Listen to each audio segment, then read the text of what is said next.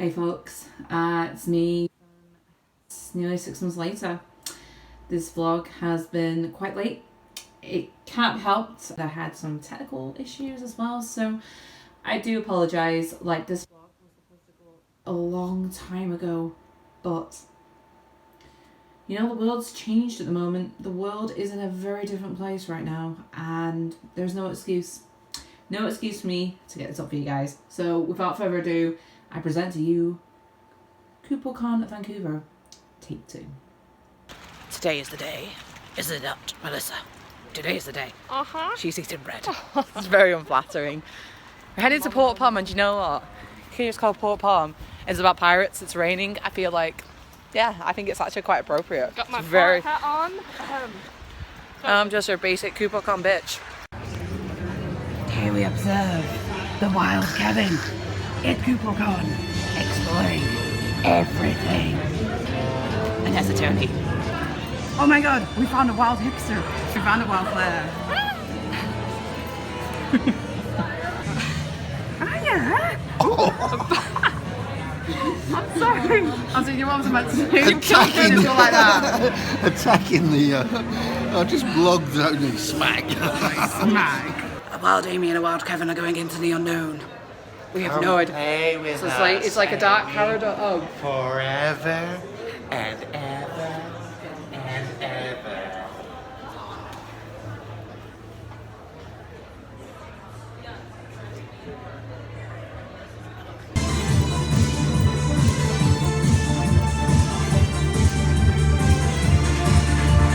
We're such fucking nerds. Work it, girl. Work it. Hey, hipster. Oh yeah. Work it, baby. Work it. Ooh, girl.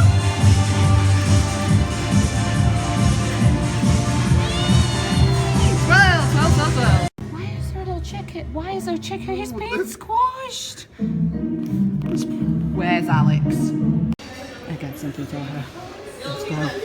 I have something for you. Hailing from the world of Final Fantasy 15, introducing the voice of Ignis, Adam Crosdell.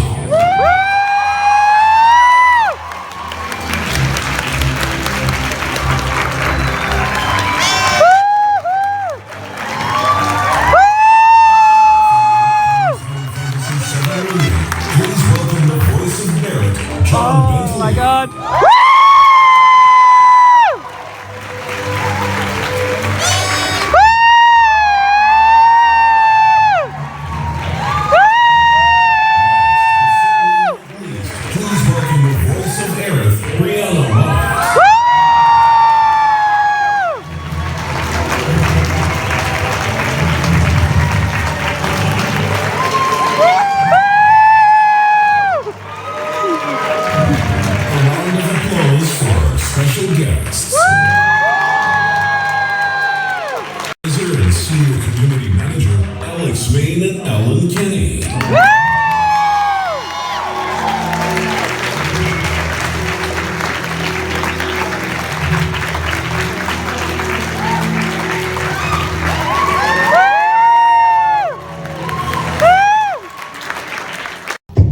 Good start. Good morning. Morning.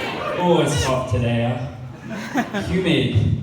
Well, for those of you who do not know, my name is Alex. I am the silly sod who thought this was a good idea.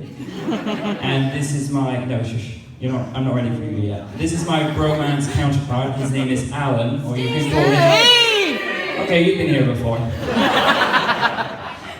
Is there anyone who doesn't get the Alan Steve reference? Yeah, you should leave. What is it? Is it a groundhog? Yes. Yeah. He's like, Alan! Alan! Oh, no, that's Steve. Steve! Look it up on YouTube. It's just one of these stupid things. It's like pre-meme, you know? It's like it existed before. It was cool. That's basically my role at this event, so... You've done that. Thanks very much. Round of applause for Steve. It's going to be a hot one today. Well, thank you for being here. I know it is pretty nasty outside. However, I actually live on the East Coast. I live in Prince Edward Island, and it's snowing. So don't complain about the rain, please. Because it's really not that bad. Uh-oh. Just come in here a second. Say that again, I'll drown you.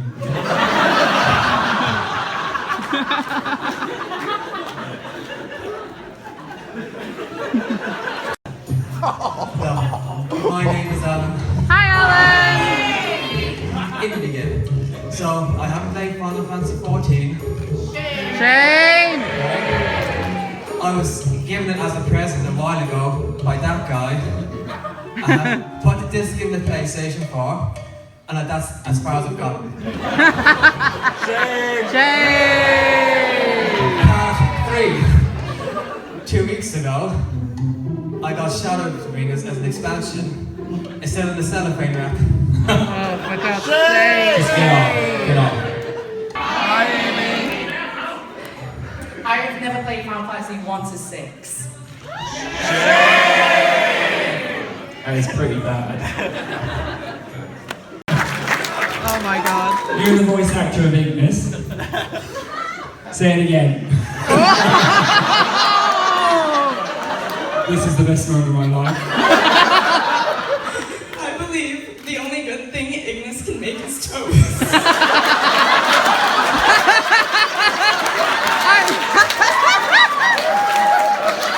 It's okay! Come on, with a good insult. It's okay! That's sad. Do you have anything you'd like to say as a comeback? Or what would Ignis say? Well, firstly, why would you let me come in here and hear that?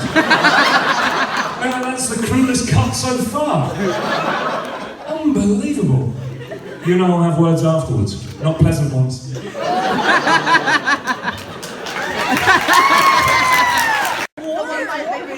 Titus, do it well.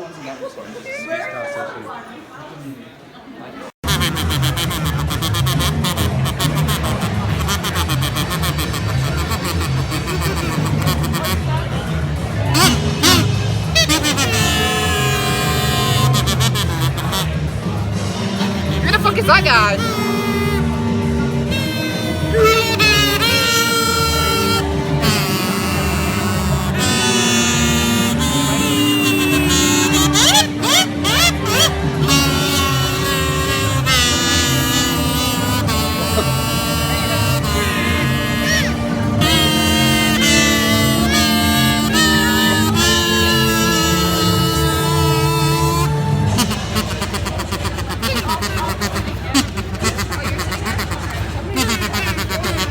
Well, thank you for being here. Oh, thank you for having me. Are you- It's my pleasure to be here. Are you enjoying the experience so far? It's been incredible, and it's been an hour? Yeah. I'm super happy right That's now. very good. So. looks amazing! Okay, so what we're going to do before we start is we found about 2 or 3 events ago, we decided to start doing icebreakers with guests. It loosens everyone up, Okay. it can be enjoyable. Okay. So I'm just going to throw a bunch of random questions at you and you've got to try and answer as many as you can in 60 seconds. We're gonna start with this? Okay. Now, fair warning, I have not read these questions in advance, so this is going to be a crazy 60 seconds. Okay. You ready? Ready? The answer should have been no. Brianna White, your time starts now. Texting or talking? Texting. Favorite day of the week? Tuesday. Favorite city in the US besides the one you live in? New York City. Nickname your parents used to call you? Missy B. Last song you downloaded? Last song I downloaded? Yeah. The Grease soundtrack. Okay. Would you rather be able to speak every language in the world or be able to talk to animals? Talk to animals. Favorite holiday? Christmas. How long does it take you to get ready? An hour and a half. Scale of 1 to 10, how good of a driver are you? Oh, 10. Okay. Fill in the blank. Taylor Swift is? A woman. At what age would you like to retire? 62. Invisibility or super strength? Invisibility. Is it wrong for a vegetarian to eat animal crackers? On a scale of 1 to 10, how good are you at keeping secrets? 10. First celebrity crush? I guess we'll never know. Oh!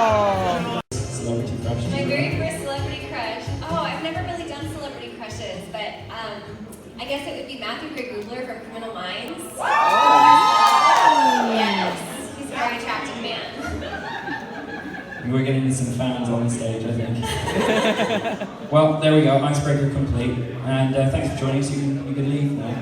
No, we get to talk about, which is quite frankly going to be the biggest game of ever. I think so. A couple of people, and they know nothing.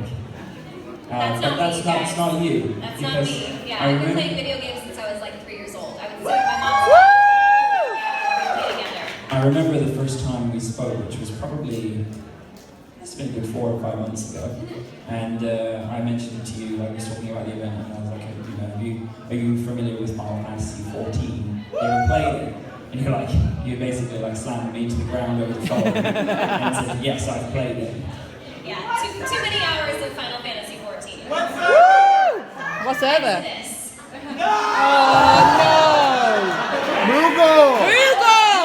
Google!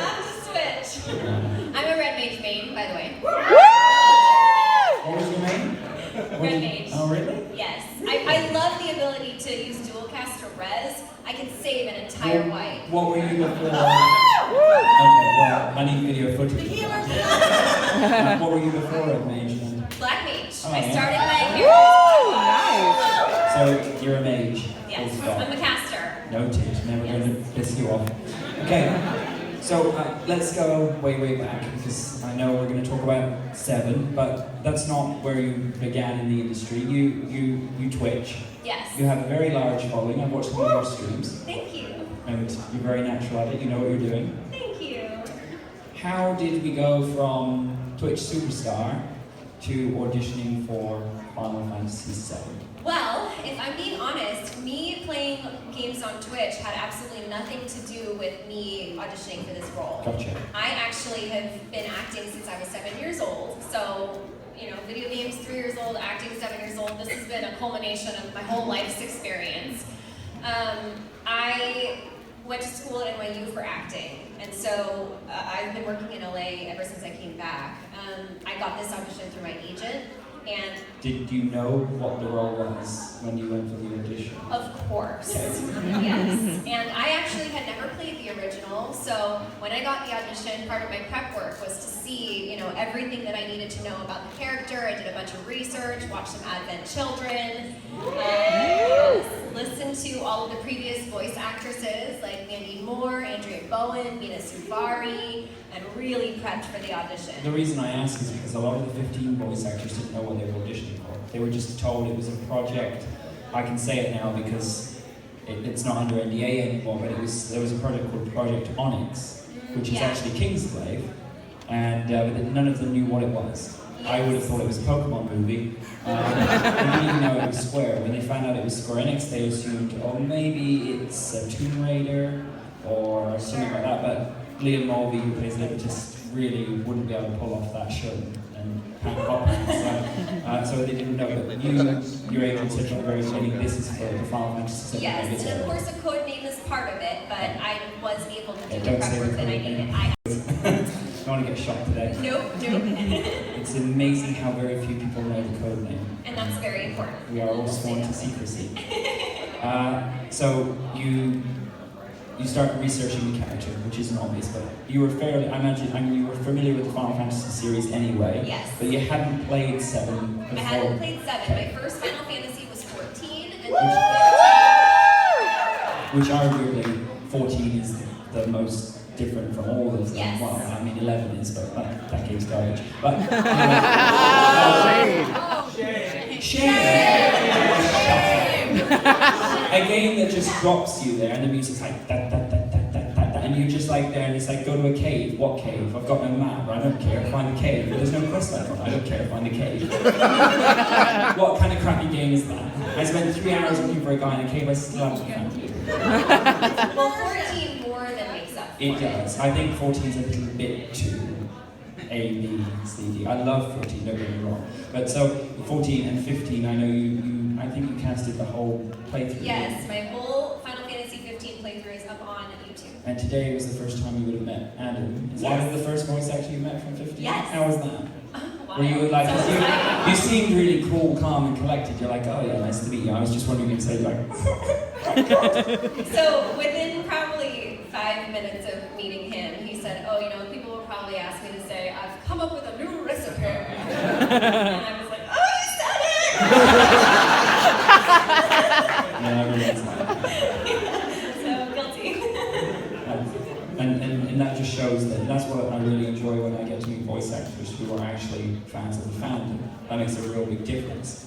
Like Ray Chase, voice of Noctis, he's a hardcore gamer. Yeah. Like he knows his stuff. In fact, it was on this stage in April, many of you may have seen it, we did Who Wants to Be a Gillionaire? And I told Liam Mulvey, the voice actor of Lucas, I said to him, I'll give you all the answers so you look better than Ray. And Ray had all the answers, he knew them because he knew them. So it really is quite, that's rewarding. Tell us about the audition. Was it just a one-drop shop in the door and they're like, yeah, you're perfect for the role? I wish. No, like I said, had, beforehand practiced because this really is my first big voiceover role, and I didn't have a lot of experience to draw from. So before the audition, I just recorded myself and listened back and recorded myself and listened back. So when I went into the audition, I did feel pretty prepared that I was going to give my best work. As an actor, a lot of the times you really have to just do all your prep work beforehand, and then they tell you when you go into the room, forget all of it. The work has to have already been done, so that you don't get nervous and get into your own head and start trying to change things when you're actually in the room. So I went in, I did my best, and when I came out, I was talking to the casting director a little bit, and she was like, oh, so, are you familiar with this character? And I was like, do you not know that I play video games on the internet? She was like, no. I was like, oh, okay. Well, it had nothing to do with it, but I hope it helped. I guess it did. It seems it did. So you go in for the audition. Was the audition very long? No. It was just because I know that when they were, I forget which character it was something for 15. The guy who's oh my lord, the voice director, Keith Farley. Do you know Keith? Okay, so Keith Farley did things like the Rugrats and all sorts of things, which is classic stuff. He would just listen to demo tapes on his drive into work. No. How long was it until you got the call? Did you get called back for a second session, or was it just you got the job? I said I did my best. That was the coolest thing I've ever auditioned for. And again, tried to forget it.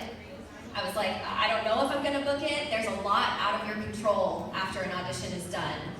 There are a lot of factors, and I figured with a game this big, they're probably going to want to go with someone famous. And I was like, I don't know, but it was so cool that I got to audition. And the waiting to find out. Because oftentimes, if it's a no, you never hear back. So I might not have heard anything back, but I was waiting still. And how long was it until you finally got the call? A few months, if I'm remembering correctly, but it was painful. This would have been the end of last year? I'm not sure, I can't remember. A fair way. I try to block out that waiting period, it was too long. So you get the call. Yes. Was it your agent that called you, or was it the casting director? Oh, it must have been my agent, I think. And what did you say to your agent, word for word? Well, I think it was... Close your ears, folks.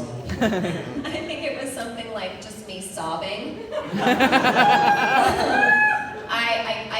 I was so stunned, and I was like, yeah, okay, keep it cool, that's great, really exciting, can't wait to hear more, and then I just fell off the couch and cried for like 3 hours.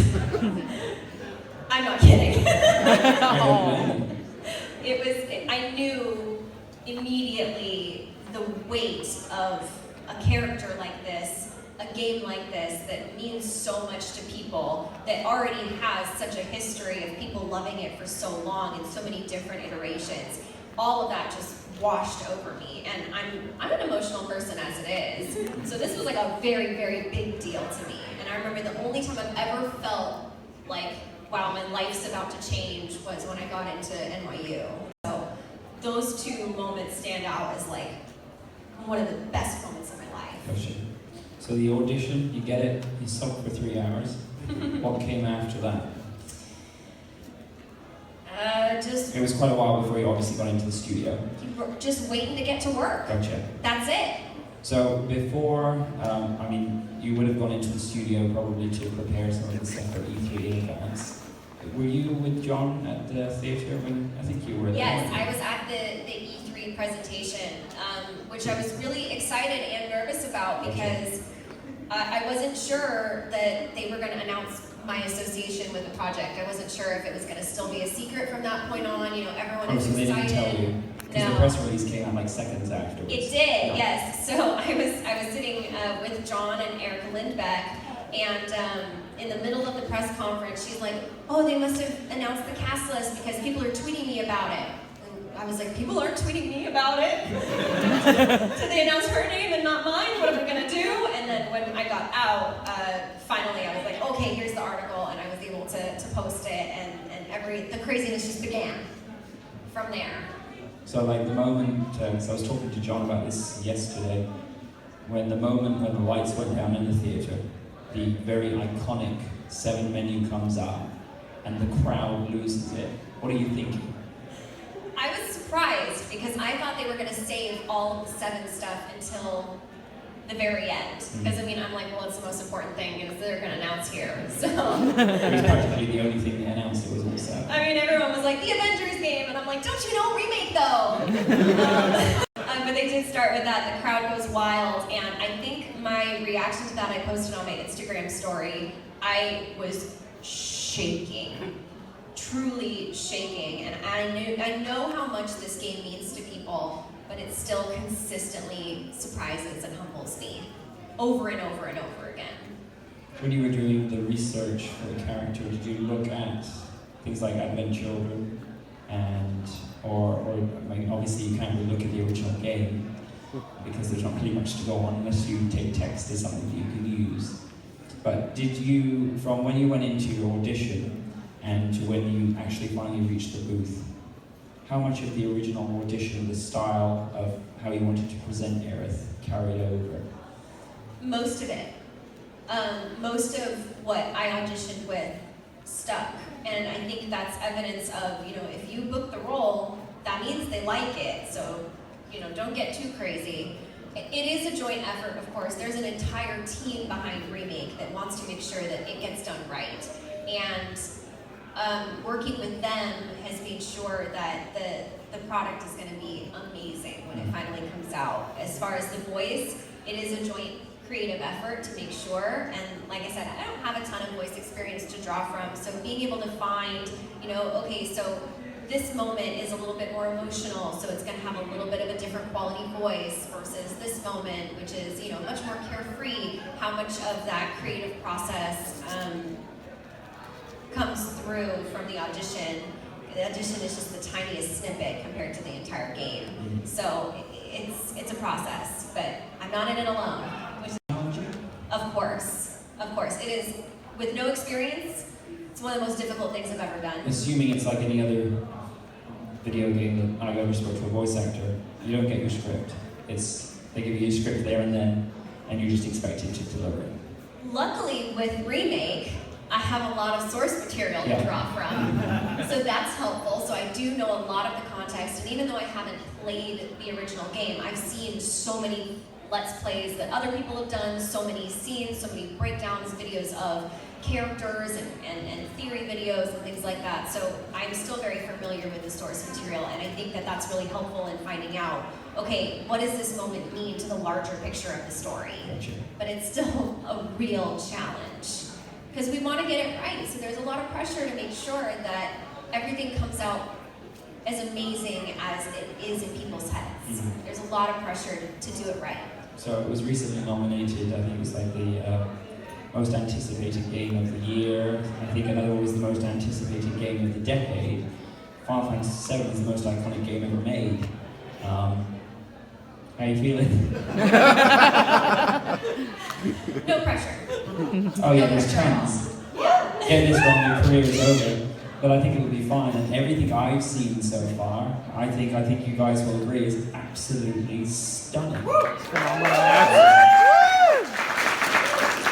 you will get with any fandom those who do not like the change and but you know, that was a turn-based game, and the community said, well, we still want turn-based, so they made some adjustments to keep the old fans happy and keep the new fans happy, and it is progressing. How have you found the fandom reaction from the moment the trailer dropped? Your name pops out in that press release minutes after. What's that been like? So I really prepared myself, honestly, for some negativity because I know that people have such an attachment to the voice actors of some of the other materials, Advent Children and such, and they've been in iterations of Kingdom Hearts, and I mean, there's just a long history of the character. And I prepared myself for people to be like, you're not what I envisioned, you're not who I love and remember, and I am very proud and equal parts surprised that I have not had that experience at all. Everyone, from every single tweet, Instagram, DM, everyone that I've met, everyone has been so welcoming and so nice and seems to just be so excited and passionate about the game, and I'm so happy to be a part of it because of that. The fandom, the Final Fantasy fandom is really special.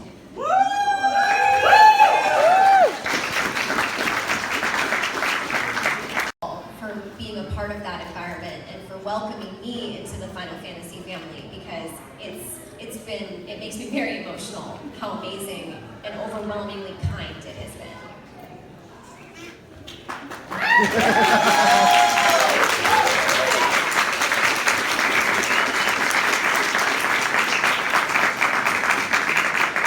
I didn't feel I had a good follow-up line to that, so I just let nature take its course. But we unfortunately don't have 3 hours of solid time today. But I'll find a way to say it anyway. But seeing your reaction, and not just that, when we went out for dinner last night and I saw your interactions with John and you were talking to him about, you know, me, I was just like listening for anything I could take. And writing articles, sending it off to all these game websites. Don't tell them you got it from me. I could tell just from your facial expression that you're sincere about this, that this means something to you. It's not acting, it's not just for stage presence, it does mean something to you. And your journey has not even begun yet. When that How crazy is that? The game's not even out yet. The game will drop and everything will change. You know, when I speak to people like Ray Chase, it was not just Adam, it was Ignis. The journey that they've been on has changed their lives, and I'm sure it will do the same for you.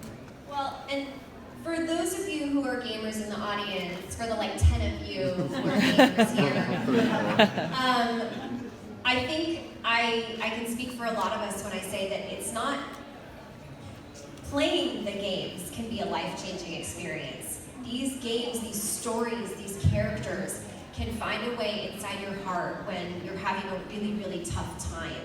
And I've always had that connection to games, being able to play them. You know, like I said, I played Ocarina of Time with my mother. You know, she has made 100% walkthroughs. She loves that game so much.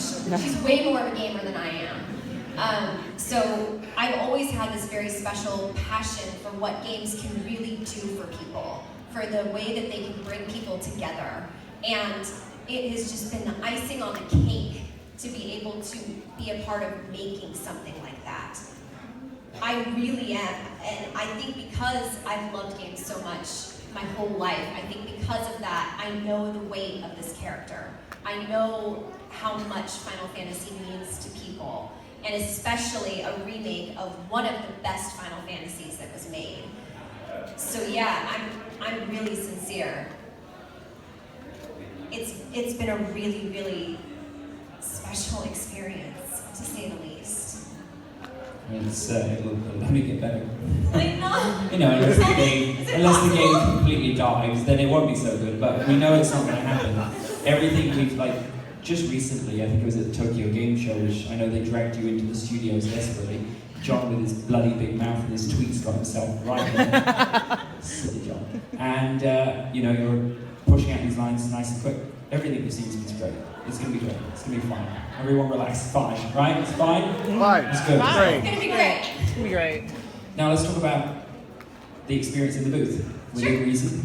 The nice thing is about this game is you haven't got to keep a secret, the story a secret, because we already know the story. Exactly. So we know that the first portion of the remake is in Midgar. It's all focused on that, expanding on what is already in the first game. Yes. Without talking the specifics of that content, has anything that you've recorded thrown you off guard, was unexpected? Because 7 is actually, if you never played 7, are there any of you who have never known nothing about 7? Okay. So if I told you, yeah, Shane, get out. Hey, I'm right there with you, remember? I didn't play the original when it came out. Like if I told you in the game that there's like some weird little guy with a cigar, with like blonde hair, and who makes that wheat noise, and there's like a weird hotel with weird stuff, and a bunch of oily guys, and you're like, what the hell? What is this game? We're like recreating this in modern terms. Has there been anything so far in the booth you've been like, what? Of course. Of course. Like I said, I didn't play the original, but I've done a lot of research, seen a lot of different scenes, but every once in a while we'll come across something that I have to be like, wait, was this in the original? Am I missing this? Let me connect some dots here. And then the game has so much personality, and so I have to be really careful when I come across a scene like that to remember that it's already beloved. And I don't have to try and explain it too hard because you guys have already seen it, right? So there's definitely been some things that surprised me. But I'm trying to just enjoy and be along for that ride. Gotcha. Yeah. Do you guys know who voices Don Corneo? Yeah. Was it confirmed? Because it's Well, rumored. if you say the name, Just say it. Mark Hamill? it's not. No. No, it's not. A lot of people thought it is, but it's not. I'm not going to say it is, but it's not. Okay. Well, is that cruel? No, that's it. Do you know who it is? I know who it is. That's great. I am also really fascinated by the fact that everyone's like, it's Mark Hamill. It for sure is. I Mark think it's Hamill. really interesting though, because do you actually know who? Assuming you know who it is. Oh, I know. Don't try and bluff me. I think it's interesting because of the person who actually voices Dom, the connection between him and Mark Hamill, which would make sense. I'm going to stop talking. Yeah. But yeah. So, Aerith, going into it, you might want to close your ears for this one. Aerith has a slightly shorter trip than the rest of the characters. She what? She doesn't hang around as long as everyone else. Are you sure? Yeah, she likes swimming. And Shame! I didn't do it. We should have done like an AT where we like dumped you in a big tug of war or something. Do you float or sink?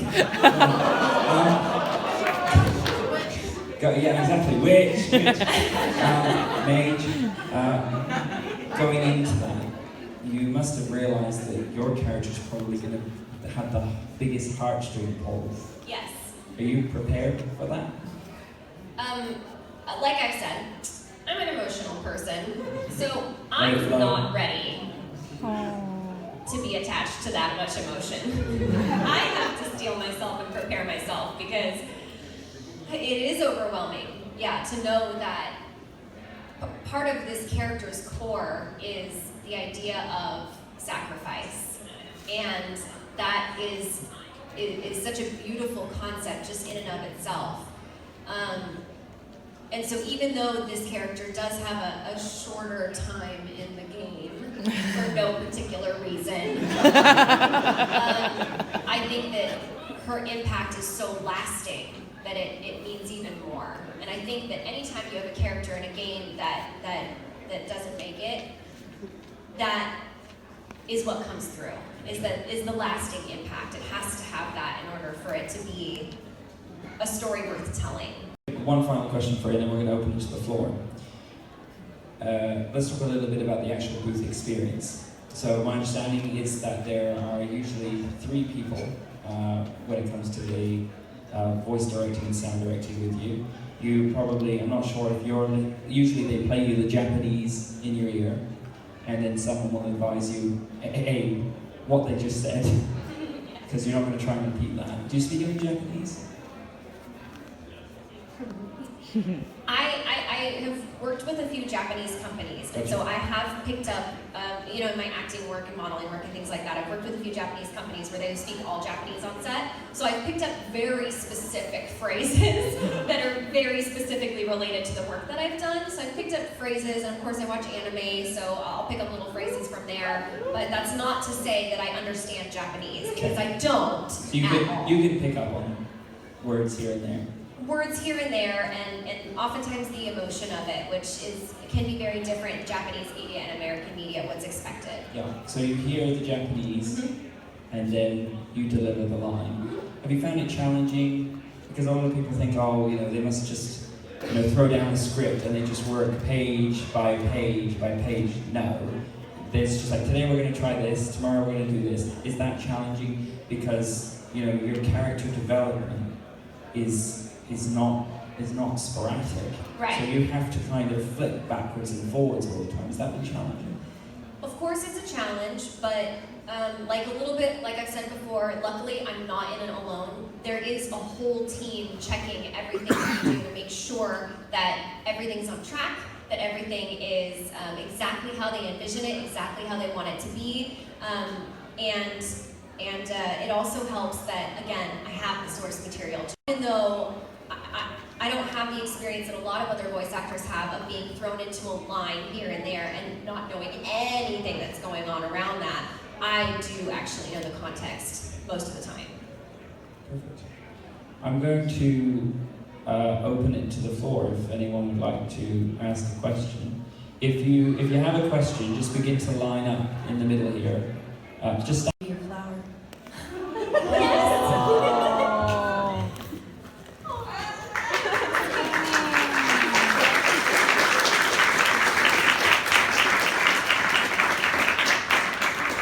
You should have charged at least 20 gil. Final Fantasy VII as well. Is there someone making sure that all the voice actors are saying the same thing? Absolutely. Okay, cool. Don't you worry. Awesome. You won't know, but Xander, he writes Final Fantasy VII novelizations. Oh, that's wonderful. And we presented one at the last event, so thank you for that. And one of the things that I find, because obviously we host KupoCons in Europe and in North America, is there is a lot of confrontation between the European team and the North American team about pronunciations. Yes. So you can definitely answer this question, because if you don't, I'm just going to get angry. Are they making you say chocobo or chocobo? Are they making you owe it chocobo? I haven't had a problem with it. You haven't? So that one hasn't come up as a difficult word to pronounce Because correctly. usually when North American voice actors say it, they say chocobo. Yeah. But the European department get very funny about it. They say chocobo. It sounds more like chuck. Chocobo. Well, that's wrong. That's kind of what I want to see you do it. Okay. So it's from Final Fantasy X. So you put your leg back. Right leg back. No, you gotta go lower.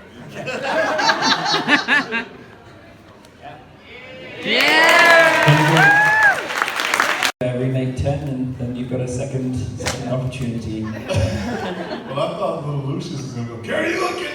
I couldn't tell. I was wondering, give me some power still. Thank you very much for being here. It's an absolute pleasure. Thank you for having me. But it really is a pleasure. We're going to start with what we call our 60-second icebreaker round, which should be fun. So, 60 seconds. Brianna actually did very well until she got to the Taylor Swift question. The question was, what was it? Taylor Swift is... And Brianna went, a woman. Wasn't the most creative answer. So we'll give this a shot. Now, again, I'll warn you, these questions were literally not prepared in any form. John Bentley, your time starts now. If you could travel back in time, what period would you go back to? When Christ was around. Do you snore? Yes. Place you most want to travel to? I didn't know. Sorry? What was it? Where would you like to travel to? Most place you'd like to most travel to? Your crib. Okay.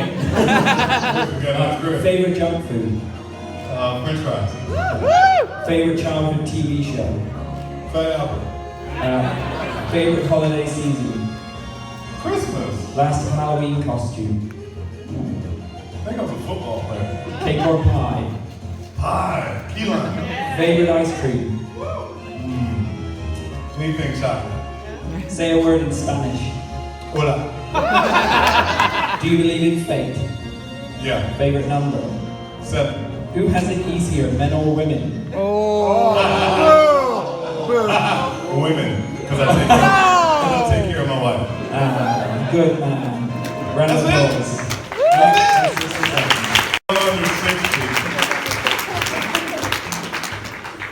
I feel myself losing my voice. It's crappy, huh? You? I'm losing my voice. There was all that yelling last night. That restaurant was incredibly loud. It was also incredibly hot. We were in like a, what was it? It was almost like a greenhouse outside. It literally was a greenhouse. With heaters above our necks. And I think Alan at one point passed out, but here we are, still alive. Again, thank you very much for being here. It's an absolute pleasure to have you here. And naturally, we're here to talk about the Final Fantasy VII Remake.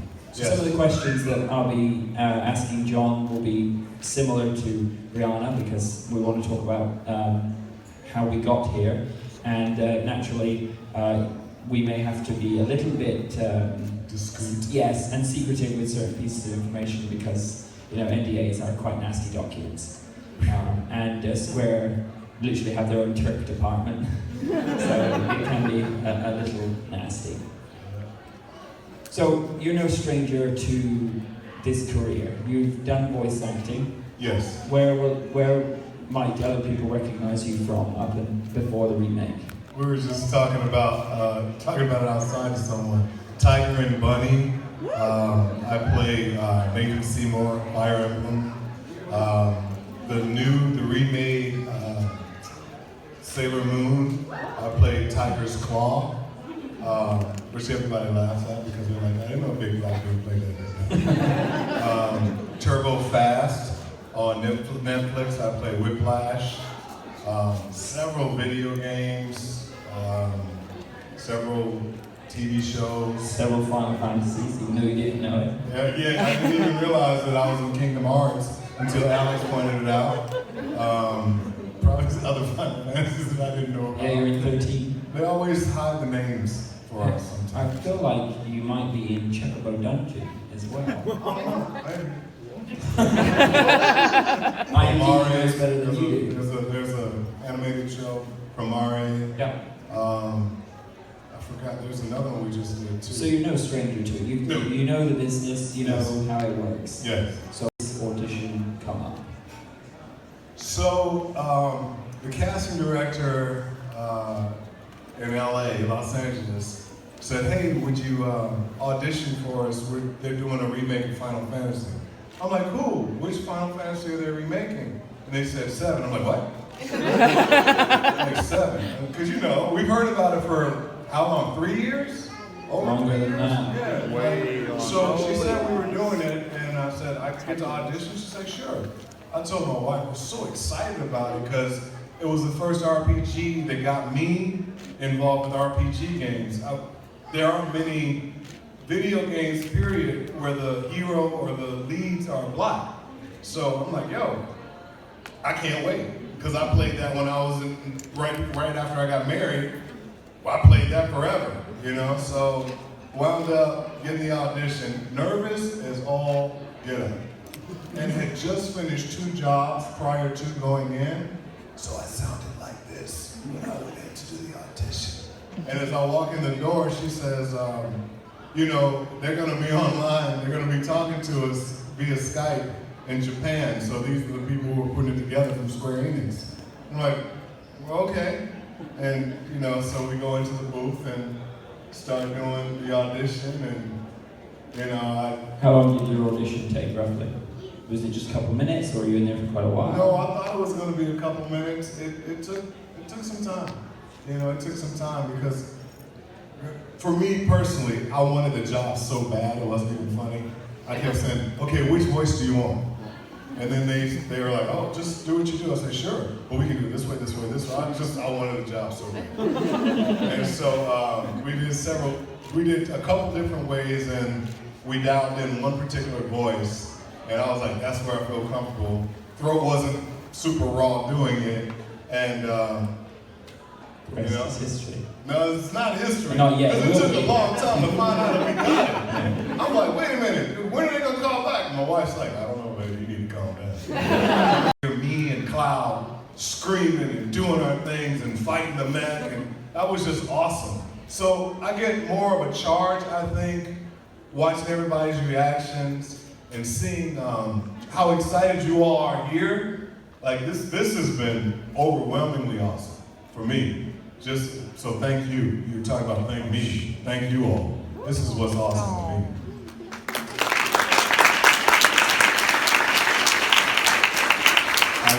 It was someone who connected us on Twitter, and then we started talking, and then you dropped me a text, I think it was, or an email, and you're like, can I give you a call? And I was like, yes. And I think we spoke for about 45 minutes, and you were thrilled. Actually, saying you were thrilled would be an understatement. You've been very energetic, very hyped for this. Going back to after the audition and the wait period from when people would find out, I know I've heard the story before, but they wouldn't have. Tell us about the experience in the theater with the press guy, Oh, you mean when Square Enix did the... It was next to it was a guy from Brazil, was it, or Mexico? Oh yeah, there's a guy from Mexico. There's a guy from Mexico who was sitting next to me. So this was the E3, I'm sure a lot of you watched it. I forget the name of the theater it was in. It was beautiful. It was unbelievable theater. Just for the start of E3. Yeah, and what you guys couldn't see if you watched was it considered a launch? Yeah, it was their keynote. I'm trying to think what the proper word is now.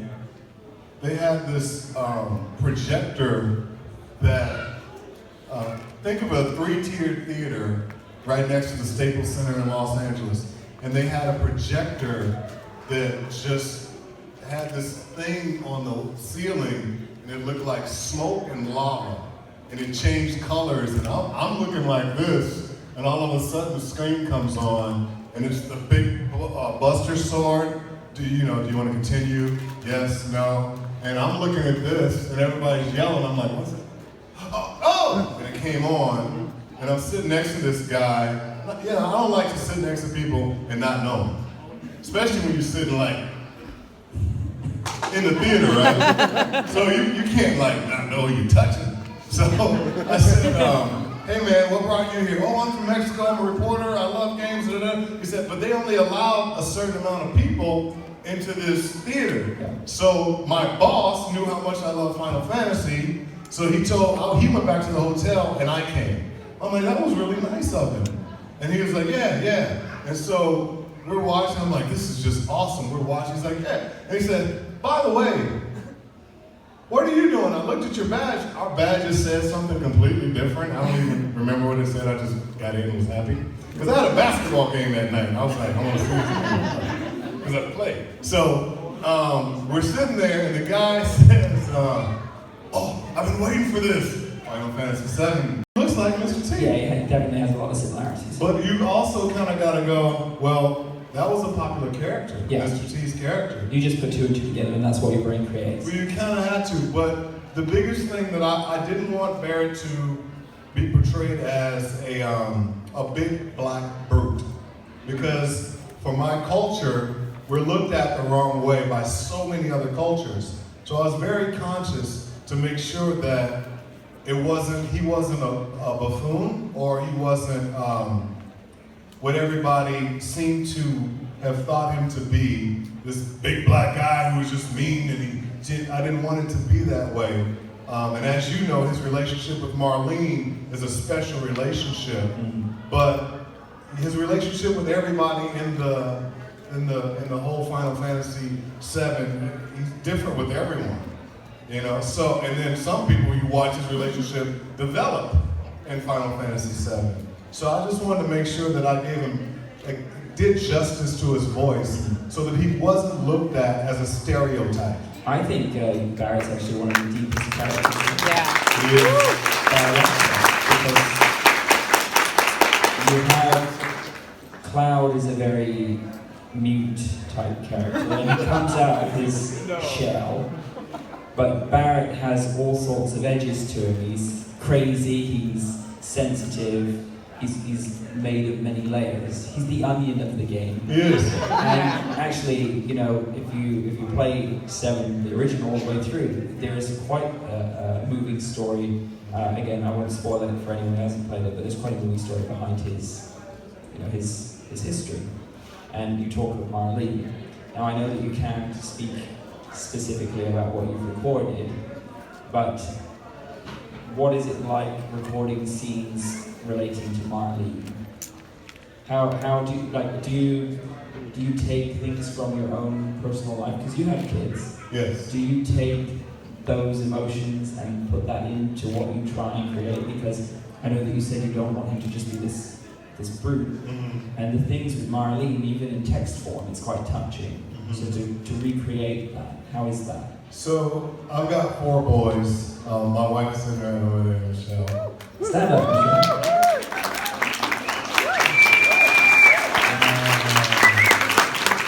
We got competition, John. You lost, let's just go. We got 4 boys, so it's real easy to relate to the father figure. But I think in anything, when I act, whatever character I'm playing, you have to have a slice of life behind whatever it is that the scene requires. But it's real easy to have that relationship develop with Marlene because it's a little baby girl, and it's the little baby girl that she's your daughter. So it's real easy, and the visuals that you see in the original Final Fantasy, those visuals are pretty strong. So as an actor, I like visualization, and I take visualization into effect of this should sound like this. If you see a snapshot, because all acting is a bunch of snapshots with words. You know, some of the best movies, you don't really remember the whole movie, but you'll remember specific scenes, am I right? Or you'll remember specific lines. Well, those lines come in with what you see visually, and it links up. So for me, those snapshots of Barrett with Marlene in the original, you kind of gotta go, wait a minute. This is the biggest, by far, literally, character that's drawn, and he's just mush when you see the little girl run up to him. So it's like, well, how does that work when he's this soldier for Avalanche over here, and he's soft right here, but the Avalanche members are still around him? You know, so you gotta take that. It's just, you gotta take all that into consideration before you do it. Gotcha. Again, looking at the original, it is, I think it's safe to say that Barrett has very colorful language. Certainly very familiar with every symbol ever created. Has that been challenging to voice act? Obviously, I know we can't talk lines, we can't talk specifics, but to create what I'm sure is a mumbled, really frustrated mess constantly. Well, I say star, square, question mark, exclamation point, exclamation point.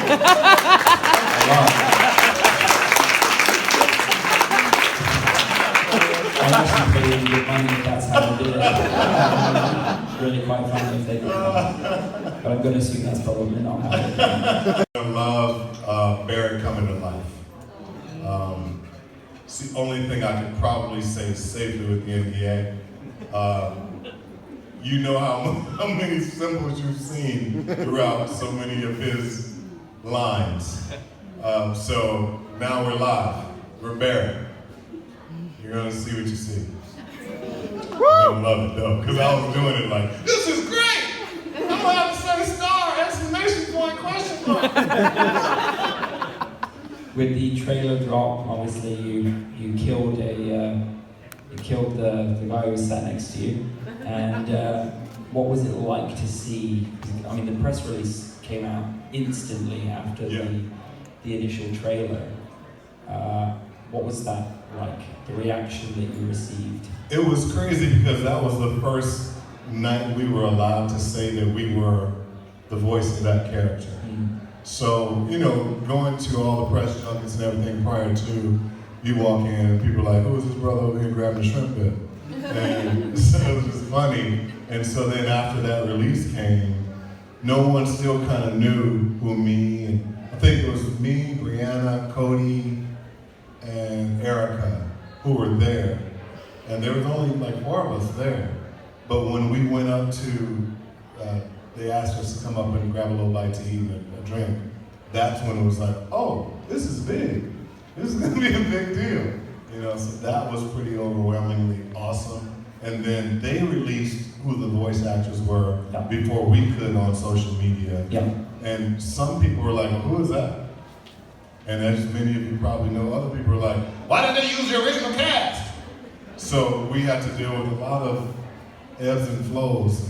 And like original cast, there was no original cast. The thing with 7 is it's not 7 the game, it's 7 the universe. There's so much stuff. There's not just 7, there's Crisis Core, it's in Dissidia, it's got movies, it's everywhere. Did you use any of the voice actors who had already filled the shoes of Barrett as inspiration, or did you go into this and say, tried my own way. I think the worst thing you can do is try to emulate someone else or sound like someone else or go on what someone else did. It's not original, it won't be heartfelt, it'll just be a copycat, and I think it does disservice and injustice to the fans and to the actual project itself. So I wanted it to be me. I wanted it to be Barrett, but I wanted it to be how I interpreted Barrett. But saying that, Advent Children, Bo Billingsley, great friend, great mentor. He's a great guy. I've seen him, met him on several occasions, but was able to sit down with him after doing the play that it was written for him, and the producer cast me because I think Bo had to have an operation, and Bo came to the play, and I was just like, did it do good? You know, and he looked at me like, you're asking, are you? I'm like, yes, you're Bo Billingsley. And he's like, I didn't know you knew me. I'm like, duh. Dude, so I think he was flattered by it, but I was very serious and very genuine.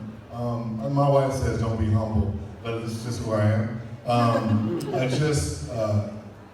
I gotta give him pub. You gotta give the folks who came before you the due deference. And so I give him deference for what he's done. They didn't even let him talk enough to me in Advent Children, you know, but no, it's me. I couldn't, that's not me. Would y'all want me to sound like Eddie Murphy doing Barrett? You know what I mean? It's like if it's not you, it's just not genuine. So you can't find the ebbs and flows because you're basically just reading lines and trying to sound like someone else. It's just no heart in it. Gotta give you a heart, gotta give you love.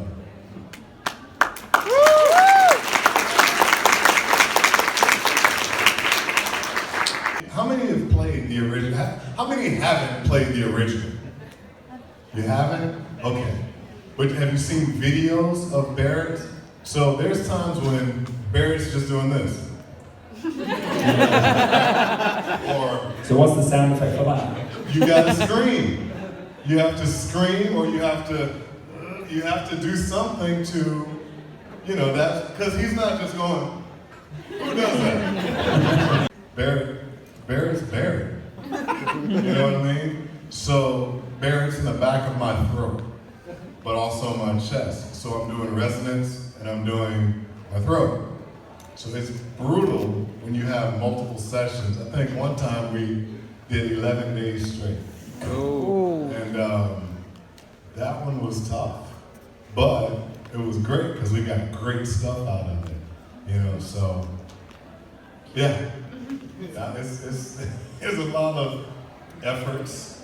We call them like dodges, and you know, you guys who played the actual when you played that the downloadable, yeah, with the demo. Sorry, Barrett's brain just. There is no download of the demo yet. Well, you know what I mean. I'm sorry, I shouldn't have said download because it wasn't downloadable. But when you play the demo, you hear a lot of me and Cloud moving and jumping, and you know, there's a lot of that. There's also a lot of small talk between you and Cloud. A lot of basically you're just bitching backwards and forwards at each other. A lot of it. Yeah. Is that quite fun to record? Greatest, it was so fun, because you know. Do you ever go off script and just kind of throw in your own thing? Me? Yeah. If I could. I'm not supposed to say. Man, any chance I get to spice the lines up, I'll try. You know, and it's like my director's like, hey,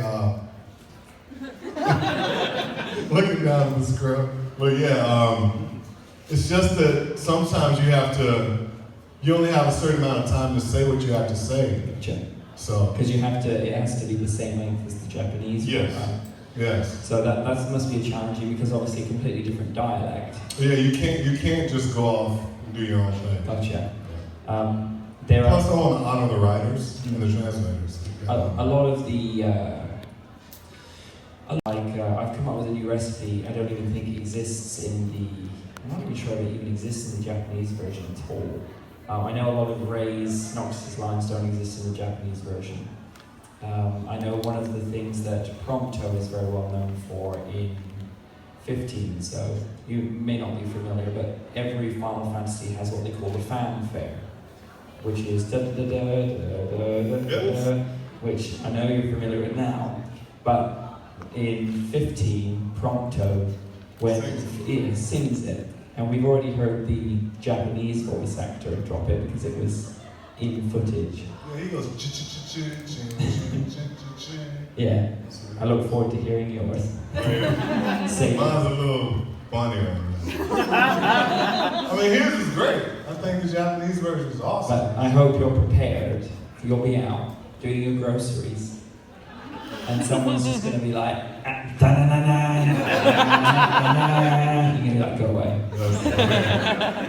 I was just amazed. Someone in the hallway, one of the volunteers, I think it was David, he came up and he said, hey, how you doing? My name's David. I'm like, hey, I'm John. Nice to meet you.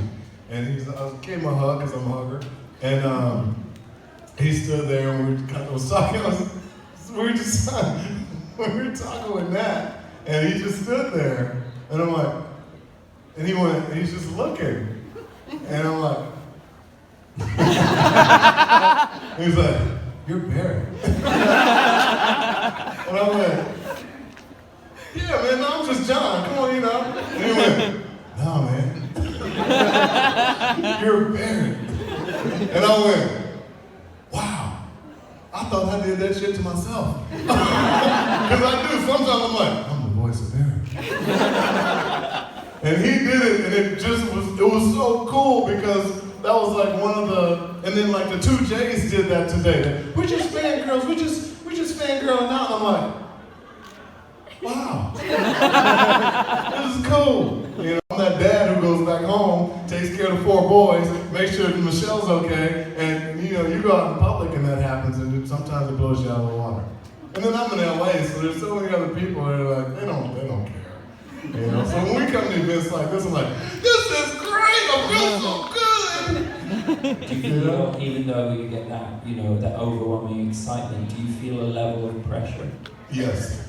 Do you feel like, you know, like this is such an iconic game, it's massively iconic? I don't want to let anybody down. Anyway. You know what I mean? Yeah. And I don't want to let anybody down or disappoint anyone. And you'll find a lot of the times with people who go, that's not my Barrett, that's not the voice that I'm familiar with. You can't love something you haven't heard. True. You can't just go really based on just a couple of trailers. True. So really, the next 108 days are going to be quite difficult for you because you're going to be sat there waiting, drinking your lemsip, hoping your throat gets better. and then it's going to be there. Do you think you're mentally prepared for what's coming? You know, there's two people who have been instrumental in helping me prepare. My wife has helped me to kind of just calm down and go, are you ready for this? You know, it's going to be cool. We're going to be able to do a lot of different things. We get to travel together. I'm like, oh yeah, because as she knows, it's all about the next job to me.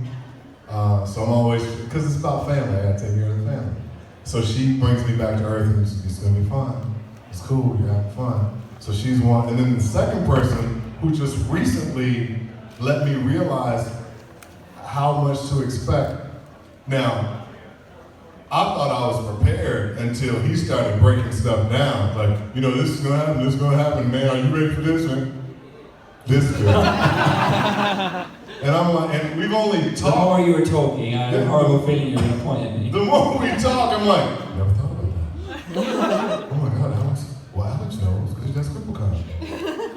That's gonna happen? Oh my God. And so, but it's all preparation for me because these are things I don't know, but I'm excited to find out. And I'm a living in the moment kind of dude too.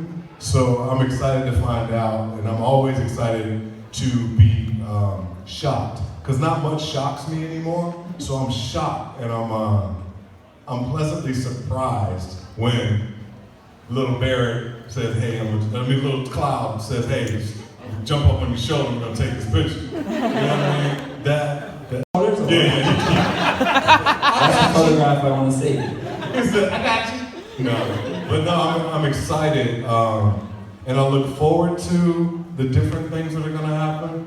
But some of the things that have been great warnings to prepare for have been so helpful because it's changed my mindset.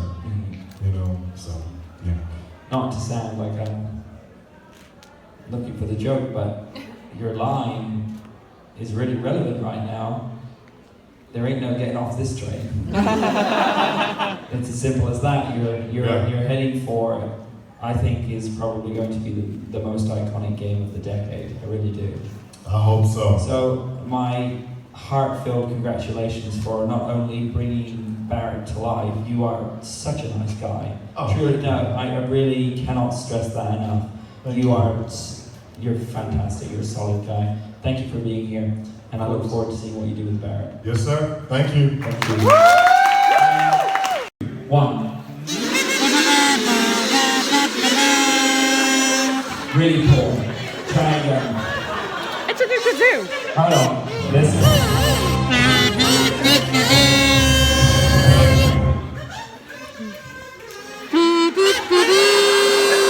Okay, let's try one more time. On 3. 1, 2, 3. That was kind of good. Okay. So let's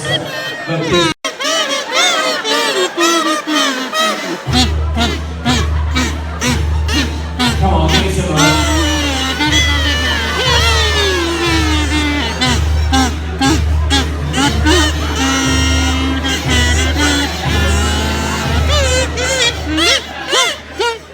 Don't stop.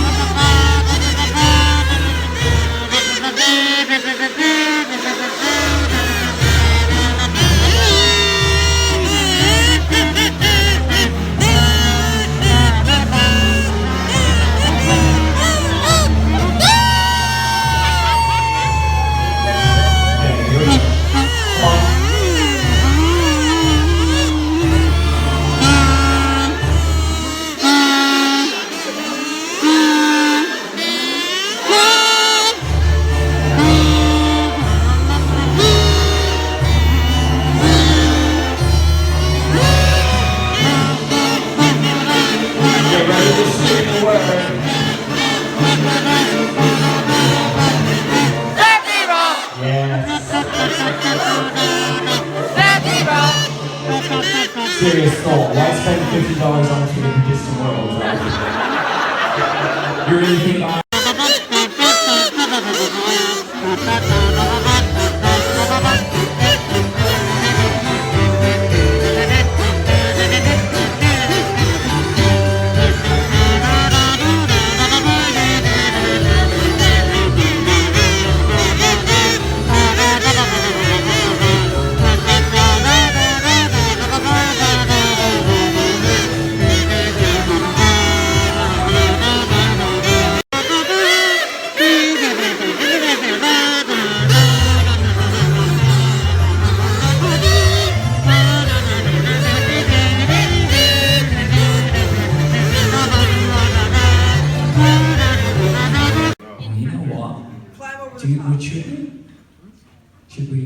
Okay. Yes! Yes! Yes! Yeah, open a couple for me, because I can't open the damn things. We did this with the Glade a couple of times. You know the fanfare, you should know it by now. If you don't, the game really is going to be crap. So we are going to... I'm joking, I love it. Okay, we are going to attempt to do the same thing, but we'll see if our special guest... Have you ever played a kazoo before? I don't think so. Okay, you're about to. So the key is not to blow into it, the key is to say do. It's easier if you hold it the big end first. The other way, like, the other way around. Like, the big end? Yeah, there you go. The big end, And go do. There you go, you got it. Okay. Okay, so it do. Do. Is it working for you? No. This is why we do this.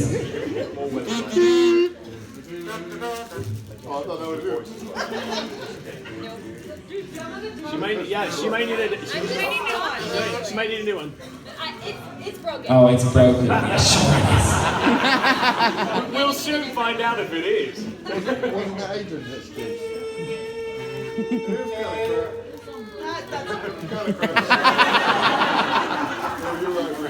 We'll give you another one.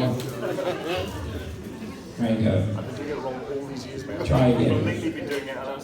Okay, so I'm going to play this for you the one time, and then you can take it in turns, and we'll with the cheers, we'll decide who does it best. Okay, so it's going to sound like this.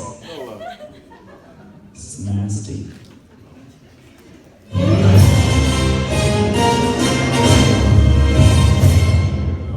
Okay, I'm going to come to you with a microphone to make it a little bit more manageable. You have to recreate that.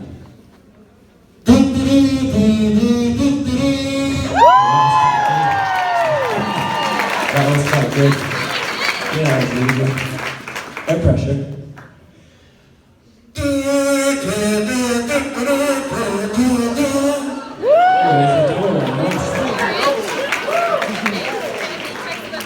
Yeah, okay. That's why we're doing it. Rule of threes.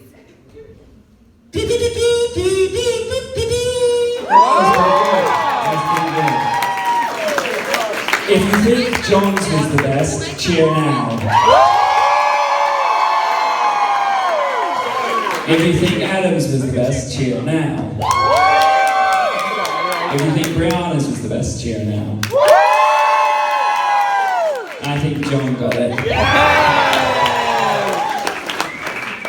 The great thing about KupoCons is that we have... Sorry? We'll win a switch? Yeah, here you go.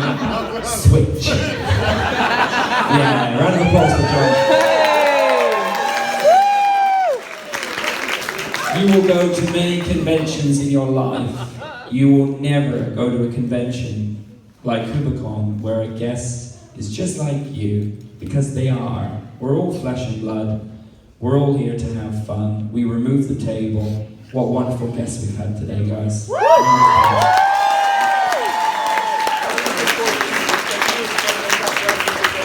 How many do you have? 31. Whoa! That's really impressive. And that looks like quite a chunk too. I got 30. 30. Oh, so close. Congratulations, though. You can... No, don't jump, God. Yeah. You don't die.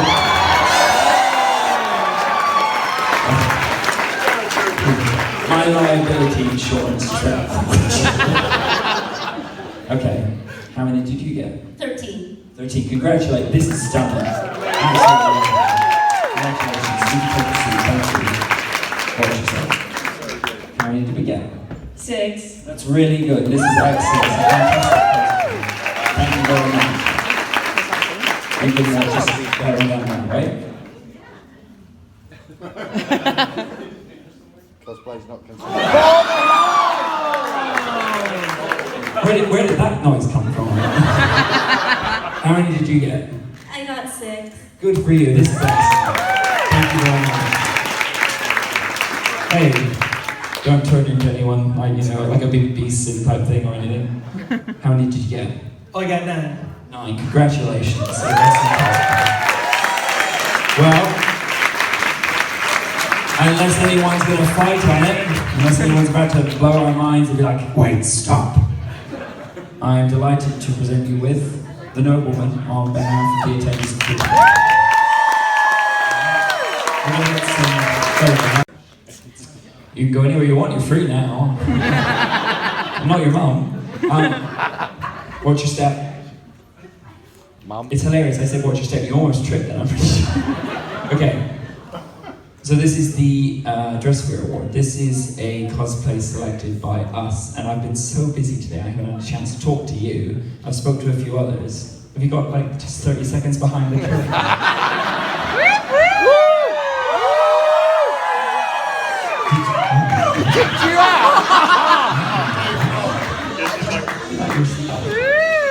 Did you grow that yourself? Oh, that's impressive.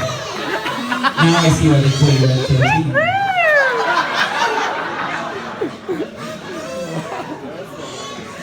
Get a room!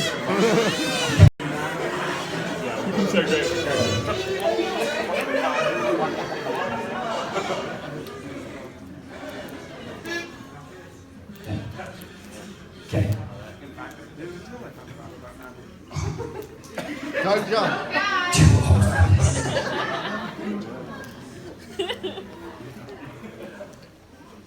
Come on, man. You?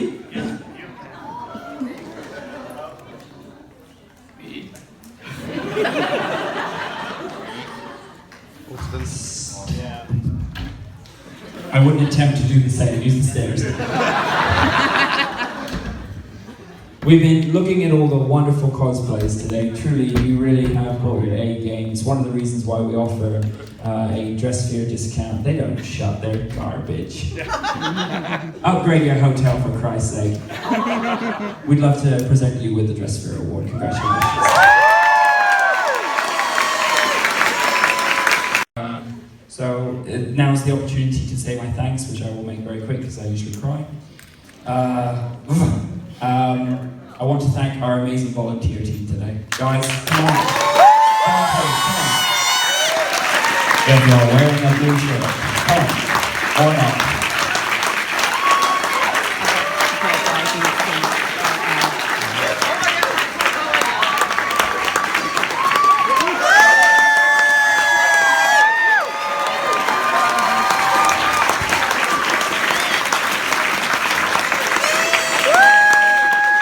Oh, what about them? Yeah, I just wanted to say, because I'm the one who always takes on with the forms every time, I just want to say attitude is unbelievably brilliant. I'm actually really, really proud of every single one of this. That I was thinking about it earlier, how well it's all worked, and I don't really actually get to say at the end of the day that it means an awful lot to me, because we know how much we put into this event, but for you guys just to also take away the full day and do all of this is outstanding. So really sincerely, thank you so much. Thank you. I want to thank our photographers and mixture of volunteers today. Because Tony, you've kind of done a bit of both. Tony, thank you. I know that we have a couple of photographers who are joining us for the first time. Thank you for coming. Thank you. I appreciate that. It's always great to have photographers come to the event and capture everything. Those photographs will go up very soon. I've already said it once, but I'll say it again. Thank you to these three amazing stars for being here.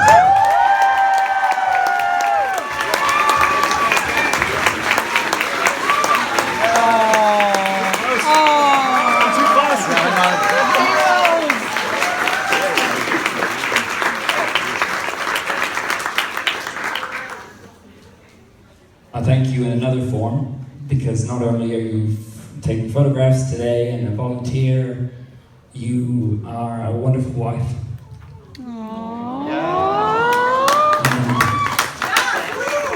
Yes, Queen! What more can I say? Queen! No, it's... Now get up there! Get up there! Oh, crap. You destroyed me in London, you know that. Yeah. Okay. Best couple ever! You destroyed me in London with your That's not all speech, she and did. it meant a great deal to me. I love you. I want to also offer a shout out to Nikki. Stand up, Nikki. If we take a long road back all the way to the beginning, Nikki was just some crazy volunteer that turned up. And we're like, oh, yeah, crazy, honey, crazy. And we thought, you know, how are we going to get rid of her? But she stuck around, and eventually we became to really like you. And you are, I don't know, and you're wonderful, and thank you so much for stepping into the shoes of a community manager for us and supporting this event, and we hope you'll continue to do so. Thank you. I would hope so. Again, thank you to everyone who's been involved in the event today. Thank you to the hotel crew who've done a fantastic job in keeping the room together. Thank you to all the people who've supported us in every way, even the guests. It's been fantastic. And now you, sir. I hate this bit. Get a room. Oh, we will.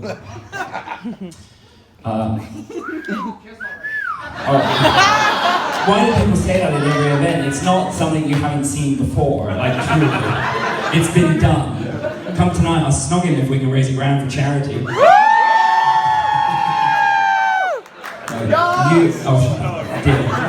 You, sir, are an incredible human being.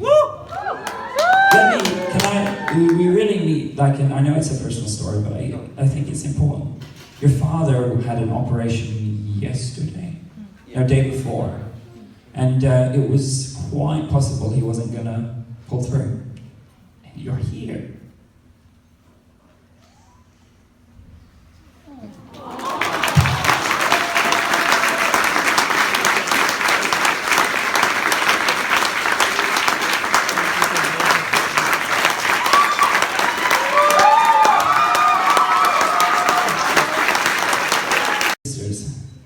You're the closest thing I have to a brother. Stupid event. I really do love you. Thank you for everything you do for this event. Thank you. Yes!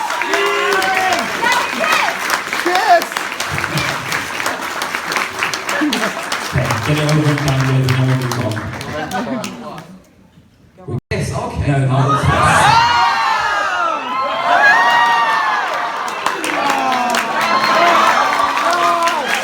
You used to have me shave first. You had to stubble on that. Fresh came out so bad.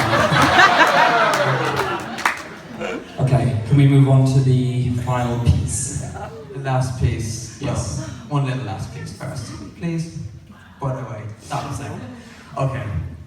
It's one thing for him to thank everyone here and thank myself, but look, the amount of work that I do or anyone else here does compared to what he does, I don't know if not many of you here would have been here at Comics, and where you poured your heart and soul out to explain just how much, not only does this mean to you, but how much you put into this. You spoke about your children and what it is to you, the time you don't get to spend with them, just so you can entertain thousands. I can handle the story. I've said it once before. I can manage this. My daughter Gwen recently learned to ride a bike, and it was my wife's mother that had taught her, and I felt really guilty because. Let's end this up. Let me say this. I look forward to seeing a lot of you this evening. It's really going to be quite spectacular. Sorry for running my mouth.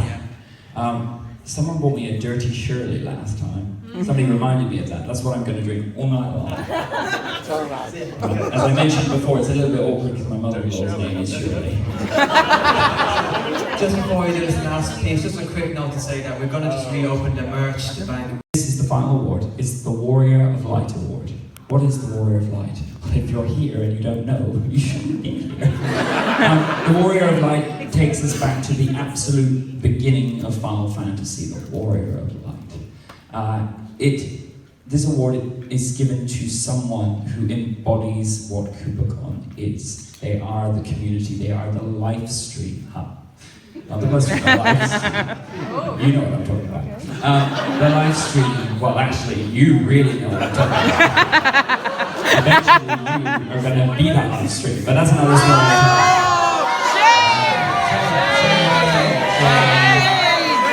Shame! It's alright. Once the game's out, we'll see if we can get like a cosplay prop. You can put the sword through me and it'll look great. Well, that could be right. Not a real one. Okay. So this award goes to someone who really embodies the community. We'll present this and then that's it. We ended that because that's all we need to do. This award is usually it's the cherry on the top. Again, thank you so much for being here today. It really has been an incredible experience. Actually, I realize there's one person we have not thanked. Them. You guys, we can't do it without you.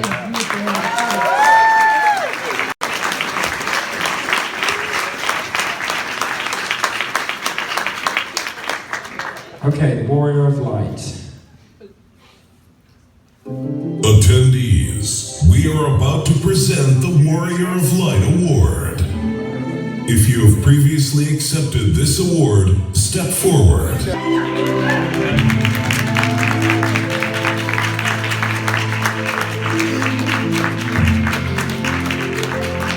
Today we present our 9th accolade. The Warriors of Light represent the foundation of KupoCon to make the event inclusive, intimate, and immersive. Attendees stand.